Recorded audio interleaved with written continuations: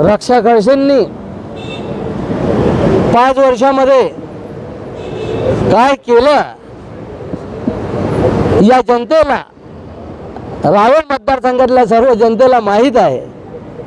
माझे बाबा, माझी ननद, माझा परिवार हेच त्यांनी केलेलं आहे. माझं घर फक्त त्यांनी माझं घर पाहिलेलं आहे. माझा समाज कधी त्यांनी बघितला नाही. माझा वोटर, माझा मतदार कधी त्यांनी बघितला नाही.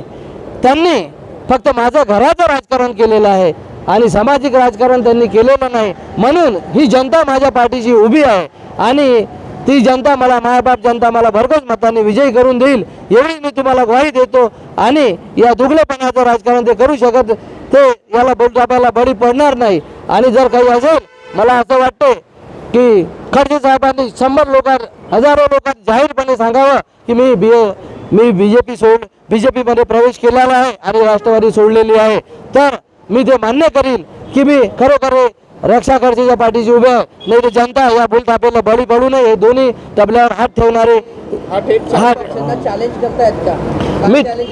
माझं खडसेंना हे चॅलेंज आहे की समोरासमोर विकासाच्या मुद्द्यावर येऊन त्यांनी माझ्यासोबत डिबेट करावी आणि मी माझे विकासाचे मुद्दे मानतो आणि तुम्ही तुमचे विकासाचे मुद्दे माना. तुम्ही तुमच्या, मी जे प्रश्न विचारील तुम्ही त्या प्रश्नावरती तुम्ही उत्तर द्यावे. नाहीतर मी जनता तुम्हाला प्रश्न विचारणारच आहे आणि तसे तुम्ही पडणारच आहे. तुम्ही त्याच्याबद्दल काही टेन्शन घेऊ नका.